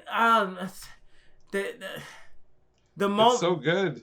Really is so good. The moment I see the black to basically be like, oh, here comes a flashback. All right, so you about to make me care about somebody that I shouldn't be caring about, aren't you? I think the way that he like brought together Yastracha, I was just like, you really are doing this shit, nigga. Like, I wanted Yama to like murk him for like how many chapters? Like forever, almost like 100 chapters. I wanted this nigga to get murked the entire time, and now you're basically saying he basically has like protected his best friend's sons. And like what happened at the fucking wall was him basically being like, nigga, go back into hiding. What the fuck? Right, he didn't want to kill him. He didn't want to. Yeah, he's like, I'm gonna play with you. You're not doing this to me. That's all I'm saying. Play with you. We're not doing this. It's too late. I'm not rooting for this nigga. And it's gonna be the worst, because what's gonna happen? It's gonna be the dogs get together and they summon that creature or something, like, I don't know. Yes, because and that's what I was waiting, because the mama asked the creature that had possessed her to fucking save Yama when it mattered. Mm-hmm. So like, and now I'm expecting that to happen with Traumarai. Also, I am eating the fuck up of all the fucking like crazy animals that Traumarai is just literally, he's not moving. That fucking toad nigga that has all the arms. He ate 10,000 snakes. How are we like 800, 700, 500, however many chapters it is deep on this thing, and there are new character designs. The designs of the monsters are so fucking cool. Are sick. Things that shouldn't be cool, like that owl dude. Like from the last couple chapters, I'm like, his thing is actually he looks awesome. Yeah, and actually, he's like kind of difficult to fucking deal with. Right. But also, so now I'm even more so looking forward to Traumarai shit, because he brought out a Drake, but in the description it was like one of the 3 proto Drakes that he controls. Mm-hmm. So I'm like, so what the other 2 look like? And when they come? More. These characters are gorgeous and creative. And they have powers that are wild and wacky, but so almost interesting. Every panel can be a fucking wallpaper. Like, It's so crazy, especially when the action scenes are going down. I would literally like, I would pay money if they literally were just like, we're gonna animate the White and Bomb fight. like the most recent one. Like, we're just gonna animate that. I'll be like, yeah, put it in theaters. I'm coming. I was like, I will watch it. I'll make sure you do the entire fucking fight too. I want to see all of it. I want to see the Coon and Rock shit. I want to see all of it, and then give us a teaser at the very end of Leviathan speaking or some shit like that. Like, put a cherry on top. I don't really know anything else out there that I can basically be like, yeah, nah, like Tower of God is kind of like the best shit out there. It's the Korean One Piece. CU is just as talented as Oda, because they're both good at the same stuff. Oda also is a master at long-term storytelling and creating large numbers of wildly different characters. Memorable characters with memorable abilities all the time. Like, if you look at his panels, they are stuffed with character. Everything is overflowing with character, and that's the same thing, but just in a different style that CU is able to pull off. Even though I would say that, like, one leans more towards lighthearted comedy, and the other one leans more towards pathos and pain and loss as a motivation for all their story. But other than that, the talent level is off the chart, and you can just read and look at the art and the story evolution in Tower of God. And to be honest, when you go back and reread it, it feels like he did plan this shit, because he clearly did. It doesn't feel thrown together at all. It's not like, oh, well, I had this like loose idea and blah, and maybe this shit's from spinning it from the beginning. I will also like to say, because see, this is the problem. The more I think about it, the more this shit comes up. The way that Foog has just like it doesn't even seem like that big of a deal to me anymore.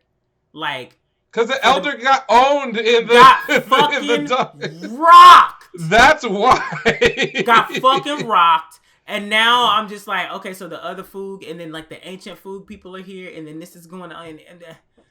Well, you find out that you know they are a serious threat, but like they're not unknown anymore. And then we've been hanging out with what's his name? Baraka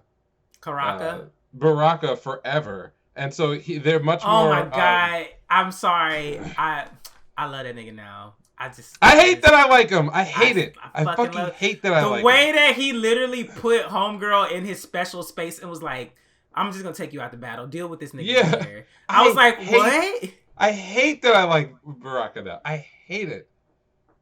They keep doing this to me where I'm like, okay, you got me. I don't like this guy. Sense. It makes sense that he needs to be one of the prominent characters because he's a son. Right. So it's kind of just like... We know that he has a relation to Jihad. Jihad, yeah. Also, who the fuck is Jihad fucking? And why did he fuck them in the first place? And also, so the Cap, I can't wait till we get more on the Captain. Because he's there. But is it actually Jihad or is it something else? And look, whatever. Okay, I can just say that can be a whole other fucking thing. Anyways, I will be rereading it like regularly now because I can't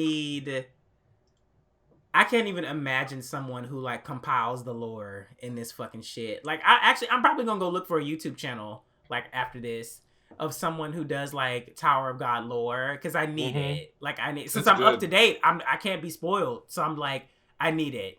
I fucking need it. I need to know the details of everything and who and what the fuck going on and who popped up with there and you know what is this going on and you know the spells, the Shinsu, and you know whose name was mentioned back in chapter 97 and now it's chapter 423 and they back. Like, I need it.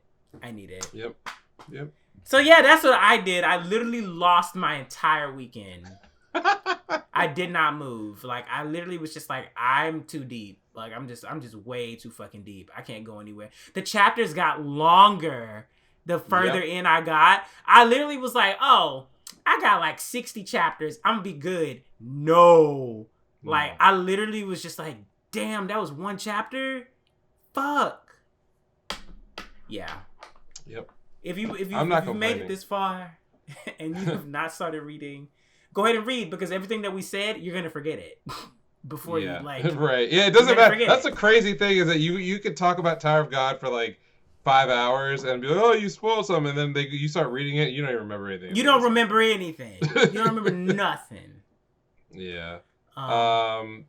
So I guess we could give a recommendation. I have one recommendation, and that is in light of the release of, or the I guess upcoming release of the Chrono Cross HD. Oh, is that soon? Oh yeah, it's It's soon. April. Yeah, it's real soon. I think maybe in the next couple of days, right? It's like the 7th or the 8th. I don't remember, but it's coming out soon. So that I'm a big Chrono series fan, so recommend anyone go out and pick that up. It's probably it's probably gonna be in line with like Square's other HD re-releases in that you'll get better textures and everything will look a little crisper, but they don't tend to give you a lot of like extra stuff. Radical Dreamers is now localized and part of the package, so if you're someone who knew that it existed as a supplementary to both Chrono Trigger and Cross, but never went either way like me to go find like the fan translated version way back in the day, then it's here, it's on PC, it's great. But that inspired me to think of some other older games that can be recommended, and I wanted to give a special shout out to the Power Stone series on Dreamcast, which you can now play via emulator. You can't get it any other way unless you actually buy the system. You can't play it through emulator, really? You can. No, you can play it on oh, emulator. You can. Oh, okay. There's no like PC release, or Capcom has really not gone into those like Atomic Wave. Well, no, that's Sammy. The Naomi, like re-releasing like Naomi board games either for Dreamcast or for the arcade stuff, so you can only really get on emulator. But I was replaying it because I happen to have a working copy of the game, of Power Stone 2, and man, what a ton of fun. If you like Smash Brothers and you want something you can play with your homies, like I think is Dolphin? No, Dolphin's only for GameCube. There's gotta be like a good Dreamcast emulator out there. I know that some of them now have like rollback netcode, but talk your homies into playing some Power Stone 2, and you'll ask yourself, why is this series not like active? Because it would be perfect for like the brawler revival that we're in the midst of right now. I mean, fucking Nickelodeon has a brawler. Warner Brothers has ironically, like a like brawler. people were so hyped up, and now nobody's playing it. Yeah. Oh, it's Cat Dog. Yeah, bro, it's Cat Dog. I know. It's Cat Dog. Yeah. So I recommend Xenoblade Chronicles X. So just like go find yourself a fucking Wii U and make it work, because you need to play it. Even if you don't finish the game, because I never finished the game, but I got my fucking scale, bitch. So that's at least 30 to 40 in. But yeah, go experience the soundtrack like in the game. Like, first of all, experience the soundtrack, because Sawano honestly, like, Nintendo is so dirty for keeping that game only on Wii U. And that frustrates me. One thing that I just don't understand, and maybe it's because it's Fire Emblem, but they brought Tokyo Mirage Sessions over to Switch, and they haven't brought that over. And I'm not gonna lie. What are you doing? I don't know the sales, but I do know that Tokyo Mirage Sessions did not do well in Japan, because it released, I think, the day after Christmas or some shit like that. Which, like, why would you release a game the day after Christmas? Who came up with that? That was dumb. But also, I enjoyed the game. It wasn't the best, but it was a nice experimentation. And of course, there were idols. So of course, I was gonna be like, oh my god, bitch, RPG idols, crazy fucking attack moves, like everyone's singing and slicing niggas up with like Fire Emblem weapon. Like it was a nice like Persona Fire Emblem idol mix. Like I did not expect it to work, but in practice it was fun to fucking play. But where the fuck is Xenoblade, man? Like, come on. Like, if I don't know when Nintendo's gonna announce it, because I think there's no way in hell they're announcing it now, because they're only gonna focus on Xenoblade Chronicles 3. So until September. So I just, find yourself a Wii U, borrow it from somewhere. Wii U's probably not even selling for that much, are they? Do people even want them? I don't even know. Like I'll be 100. I go to a lot of like retro gaming shops. Wii U's are rare because nobody bought that shit. I mean, yeah. I mean, I still got mine, but I also remember trying to sell it one time, and they were giving me nothing for it, and I was like, "Bitch, I might as well keep this shit." You might as well. Like at this point, I'm tempted to try to dig one up so I can play Xenoblade Chronicles. Cause yeah, I mean, I think the only other thing I think I bought like an external hard drive just to play Xenoblade Chronicles on the Wii U because like it just wasn't enough space, all that kind of shit like that. It was a struggle with that system all around. But ironically, Nintendo put out some decent shit on there. And they just abandoned a lot of it. Well, no, they ported a lot of it to Switch. Yeah, they brought a lot of it to Switch, but like not the things I would have thought of. That's all I'm saying. So like, give it like, well, Nintendo, whatever. But like, go play Xenoblade Chronicles X, y'all. Like, it's fun. The open world, it's still super fucking open world. And when you get your scale, I'm just like, the game is so perfect to me because the musical moments match the action moments so fucking perfectly. When you fly in your scale and you get into a fight for the first time, the regular battle music changes. So it's the same music, but there's a whole other new verse and instrumentation. So it sounds slightly the same, but if you're fighting in your scale, it goes a completely different way. It's just like, what other games are doing that shit? What other games are doing that shit? Like, you got your battle music, and that's it. Like, that's really not it. Sawano was like, no, Black Tar has two parts. The regular shit, where like you're on the ground. Yeah, he definitely. You get that feeling. He had that thought, like, bro, we get two parts out of this track. Yeah, because I think the original song is like 6 to 7 minutes long because the first half of it is for you fighting on the ground, and the second half is for you fighting in your scale. And then there's like that's another thing though, of like the way that there's a completely different soundtrack for you traveling around in your fucking mecha than it is for you traveling around on foot. Like, that is just so cool. It's so cool. And then not even to mention just like all the challenges that you have to go through in the game, like the different classes, the weapons. That was the one thing that I really, really loved about that fucking game was like there were so many different weapon types that you could choose from, and like the class skills, the weapon skills and shit like that. Like, you could do a lot of shit. You can make a whole bunch of different kind of like classes, so to say. But yeah, like it needs to come up. Maybe they're having a hard time. Well, they don't need to balance it. Just bring over the straight copy and let niggas break the game. Let's break the game. It's not hard. But yeah, that is my recommendation for the week. Okay. All right, so I guess that'll be all for this week, y'all. If you haven't already, make sure you follow us on the socials, anime_savants on Twitter, then regular anime savants on TikTok, YouTube, Instagram, and Facebook also. Facebook updates the RSS feed, so like if you on there, you know, you can get it on Facebook. It's there. Yep, and you can always hit me up on Twitter at Neural Handshake. I appreciate the heads up on certain elements of the Vanitas fan community, which I am not plugged into at all. So it was a pleasant interaction. So let's keep everything happy and excited moving into this next season of anime, which looks interesting. That's all I'll say. Yeah, I'm excited for Spy Family. That's about it. Yep, exactly. I'm right there with you. I'm right there with you. This fucking Black Rock shooter shit's gonna be wild. But, yeah, that's it. So, peace out. Bye.